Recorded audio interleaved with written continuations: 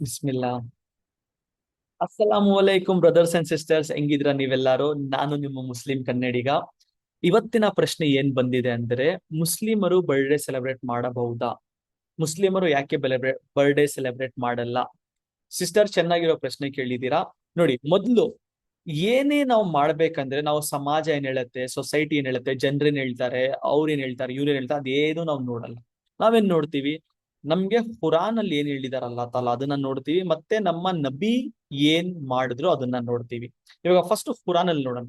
ನಮ್ಗೆ ಖುರಾನ್ ಅಲ್ಲಿ ಎಲ್ಲೂ ಏನು ಲೈನ್ ಸಿಗಲ್ಲ, ನೀವು ಬರ್ಡೇ ಸೆಲೆಬ್ರೇಟ್ ಮಾಡಿ ಪ್ರತಿ ವರ್ಷ ಅಂತ. ಆದರೆ ಖುರಾನ್ ಅಲ್ಲಿ ಏನ್ ಲೈನ್ ಸಿಗತ್ತೆ ಅಂದ್ರೆ, ನೀವು ನಿಮ್ಮ ಪ್ರಾಫೆಟ್ ಅಲ್ಲಾಹನ್ನ ಒಬೆ ಮಾಡಿ ಮತ್ತೆ ಪ್ರಾಫೆಟ್ ಅನ್ನ ಒಬೆ ಮಾಡಿ ಅಂತ ಲೈನ್ ಸಿಗತ್ತೆ. ಈಗ ನೋಡೋಣ ಬನ್ನಿ, ಪ್ರಾಫೆಟ್ ಏನ್ ಮಾಡಿದ್ರು ಅಂತ. ಪ್ರಾಫೆಟ್ ಮೊಹಮ್ಮದ್ ಸಲ್ಲಲ್ಲಾಹು ಅವರು 63 ವರ್ಷಗಳ ಬದುಕಿದ್ರು.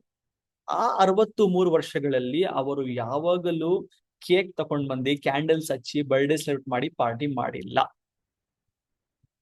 ತುಂಬಾ ಡೀಪ್ ಇದೆ ಅಲ್ವಾ? ಈಗ ಆಯ್ತು, ಪ್ರೊಫೆಟ್ ಮೊಹಮ್ಮದ್ ಮಾಡಿಲ್ಲ. ಅವ್ರನ್ನ ನೆಕ್ಸ್ಟ್ ಅವ್ರ ಫಾಲೋವರ್ಸ್, ಅವರ ಮಕ್ಕಳು ಮೊಮ್ಮಕ್ಕಳು ಮಾಡಿದ್ರ? ಅವರು ಯಾರು ಮಾಡಿಲ್ಲ. ಎಲ್ಲೂ ನಮಗೂ ಸಿಗಲ್ಲ ಹಿಸ್ಟ್ರಿಯಲ್ಲಿ ಈ ತರ ಅವರು ಮಾಡಿದ್ರು ಅಂತ. ಆದರೆ ಒಂದು ನಮ್ಗೆ ಏನ್ ಸಿಗತ್ತೆ ಅಂದ್ರೆ, ಇಂಟ್ರೆಸ್ಟಿಂಗ್ ವಿಷಯ. ಪ್ರಾಫೆಟ್ ಮೊಹಮ್ಮದ್ ಸಲಾಮ್ ಎವ್ರಿ ಮಂಡೇ ಉಪವಾಸ ಮಾಡ್ತಾ ಇದ್ರು. ಅವಾಗ ಒಬ್ರು ಕೇಳ್ತಾರೆ ಅವ್ರಿಗೆ, ಯಾಕೆ ನೀವು ಮಂಡೇ ಮಂಡೇ ಉಪವಾಸ ಮಾಡ್ತೀರಾ ಅಂತ. ಅವಾಗ ಅವ್ರು ಏನ್ ಹೇಳ್ತಾರೆ ಅಂದ್ರೆ, ನಾನು ಇವತ್ತು ಹುಟ್ಟಿದ ದಿನ ಮಂಡೇ, ಮಂಡೇ ದಿವಸ ನಾನು ಹುಟ್ಟಿದ್ದು, ಅದಕ್ಕೆ ನಾನು ಬರೀ ಹುಟ್ಟಿದ ಮಂಡೇ ಅಲ್ಲ, ಪ್ರತಿ ವರ್ಷ, ವಾರ, ಪ್ರತಿ ತಿಂಗಳು, ಪ್ರತಿ ವರ್ಷ ಎಷ್ಟು ಮಂಡೇಗಳು ಬರುತ್ತೆ ಆ ಎಲ್ಲಾ ಮಂಡೇಲಿ ಉಪವಾಸ ಮಾಡ್ತೀನಿ ಅಂತ ಹೇಳ್ತಾರೆ. ಈಗ ಇದರಿಂದ ನಮ್ಗೆ ಏನ್ ಗೊತ್ತಾಗತ್ತೆ? ಹುಟ್ಟಿದ ಹಬ್ಬ ದಿನ ನಮ್ಮ ಪ್ರೊಫೆಟ್ ಅವರು ಆ ದಿನದಲ್ಲಿ ಉಪವಾಸ ಮಾಡ್ತಾ ಇದ್ರು. ಅದೇ ನಮ್ಮ ಒಂದು, ನಮ್ಗೆ ಒಂದೇ ಒಂದ್ ಸಿಗೋದು ಅಷ್ಟೇ. ಯಾರಾದ್ರೂ ಹುಟ್ಟುಹಬ್ಬ ಮುಸ್ಲಿಂ ಹುಟ್ಟಿದಾರಂದ್ರೆ ಆ ದಿವಸ ಅವ್ರು ಉಪವಾಸ ಇಡ್ಬೋದು. ಯಾರು ಎವ್ರಿ ಡೇ ಇಡಕ್ ಆಗಲ್ಲ, ಆದ್ರೆ ಆ ಹುಟ್ಟಿದ ದಿವಸ ಇಟ್ಕೊಂಡ್ ಬಿಡ್ತಾರೆ. ಇವಾಗ ನಾನು ಏನ್ ಮಾಡ್ತೀನಿ, ಪರ್ಸನಲ್ ಆಗಿ ನಾನು ಆ ದಿವಸ ಬರೀ ಹುಟ್ಟಿದ ಹಬ್ಬದ ಉಪವಾಸ ಇಡ್ತೀನಿ. ಈಗ ಇದ್ ಬಂದ್ಬಿಟ್ಟು ಇಸ್ಲಾಂ. ಇವಾಗವರೆಗೂ ನಾನು ಹೇಳ್ದೆ ನಿಮ್ಗೆ. ಇವಾಗ ಸ್ವಲ್ಪ ಹಿಸ್ಟ್ರಿ ನೋಡೋಣ, ಎಲ್ಲಿಂದ ಸೆಲೆಬ್ರೇಷನ್ ಸ್ಟಾರ್ಟ್ ಆಯ್ತು.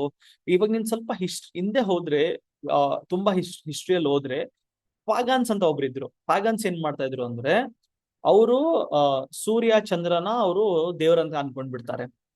ಅದಕ್ಕೆ ನೋಡಿ, ಚಂದ್ರ ತರನೇ ನೀವು ಕೇಕ್ ನೋಡಿದ್ರೆ ರೌಂಡ್ ಇರತ್ತೆ.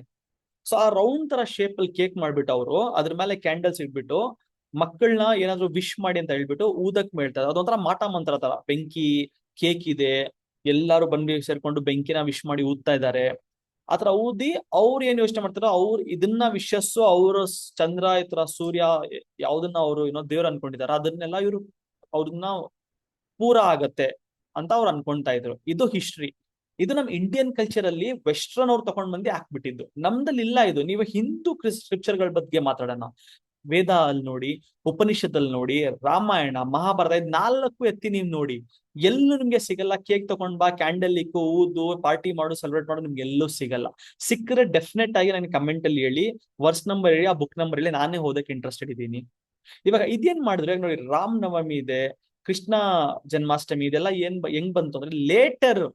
ನೋಡಿ, ರಾಮ ಅವರು ಸೆಲೆಬ್ರೇಟ್ ಮಾಡಿಲ್ಲ ಬರ್ಡೇ, ಕೃಷ್ಣ ಅವರು ಸೆಲೆಬ್ರೇಟ್ ಮಾಡಿಲ್ಲ ಬರ್ಡೇ. ನಾನು ರಾಮಾಯಣ ಮಹಾಭಾರತ ನೋಡಿ ಬಲ್ದಿ ಹುಟ್ಟಿರೋನು. ಇದೆಲ್ಲ ಲೇಟರ್ ಜನರು ತಗೊಂಡ್ ಬಂದಿದ್ದೆಲ್ಲ. ನೀವೇ ಯೋಚನೆ ಮಾಡಿ ಸ್ವಲ್ಪ. ನೀವೇ ಓದಿ, ನೀವೇ ಸ್ಕ್ರಿಪ್ಚರ್ಗಳು ನೋಡಿ, ನಮ್ಮ ಪವಿತ್ರ ಸ್ಕ್ರಿಪ್ಚರ್ಗಳು ಏನ್ ಹೇಳುತ್ತೆ ಅಂತ ನೀವೇ ಒಂದ್ಸತಿ ಓದಿ ನೋಡಿ.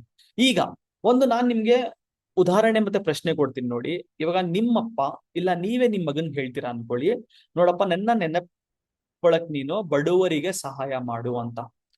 ಇವಾಗ ನಿಮ್ಮ ಮಗ ಇಲ್ಲ ನೀವೇ ಅದನ್ನ ಬಿಟ್ಬಿಟ್ಟು ಕೇಕ್ ಕಟ್ ಮಾಡ್ಕೊಂಡು ಪಾರ್ಟಿ ಮಾಡ್ಕೊಂಡು ಎಂಜಾಯ್ ಮಾಡ್ಕೊಂಡಿದ್ರೆ, ಅದು ನಿಮ್ಮ ಅಪ್ಪಗ ಇಲ್ಲ ನಿಮ್ಗೆ ಇಷ್ಟ ಆಗತ್ತಾ? ಇಲ್ಲ ನೀವ್ ನಿಮ್ಮಪ್ಪ ಏನ್ ಹೇಳಿದ್ರು ಅದ್ ಮಾಡಿದ್ರೆ ಇಷ್ಟ ಆಗತ್ತಾ? ಯೋಚನೆ ಮಾಡಿ.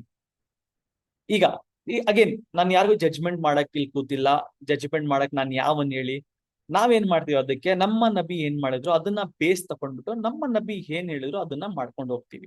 ಈಗ ನಮ್ಗೆ ಇಸ್ಲಾಂ ಅಲ್ಲಿ ಏನ್ ಹೇಳ್ತಾರಂದ್ರೆ, ಯಾವುದೇ ಖುಷಿ ನಿಮ್ಗೆ ಬಂದ್ರೇನು ನೀವ್ ಏನ್ ಮಾಡ್ಬೇಕು, ದುವಾ ಮಾಡಿ.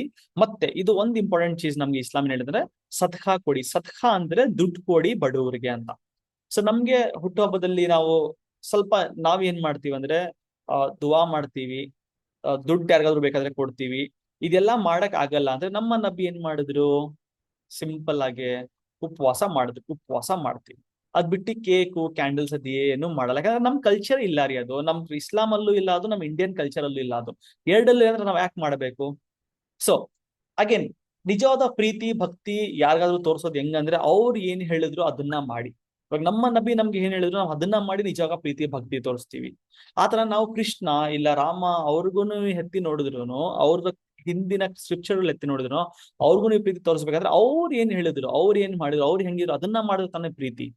ಸೊ ಅಲ್ಟಿಮೇಟ್ಲಿ ನಾವು ಬರ್ಡೇ ಬಗ್ಗೆ ಸ್ಪೆಸಿಫಿಕ್ ಆಗಿ ಯಾಕೆ ನಾವು ಸೆಲೆಬ್ರೇಟ್ ಮಾಡಲ್ಲ, ಆ ಕೇಕು ಕ್ಯಾಂಡಲ್ಸ್ ಎಲ್ಲ ಇಟ್ಕೊಂಡು, ಅಂದ್ರೆ ನಾವು ನಮ್ಮ ಖುರಾನ್ ಮತ್ತೆ ನಮ್ಮ ನಬಿ ಏನ್ ಹೇಳಿದ್ರು ಅದನ್ನೇ ನಾವು ಫಾಲೋ ಮಾಡ್ತೀವಿ.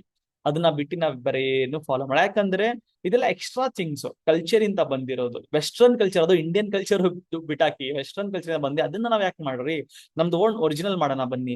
ಏನಿಲ್ವಾ, ಬೇಡ ಬಿಡಿ, ಮಾಡೋದ್ ಬೇಡ. ಉಪವಾಸ ಅಂತ ಹೇಳಿದಾರೆ ನಮ್ಮ ನಬಿ, ನಾವು ಉಪವಾಸನ ಇಡ್ತೀವಿ. ಅದೇ ನಿಮ್ಮ ಪ್ರಶ್ನೆ ಉತ್ತರ. ಐ ಹೋಪ್ ನಿಮ್ಮ ಕ್ವಶನ್ ನಾನು ಆನ್ಸರ್ ಮಾಡಿದೆ.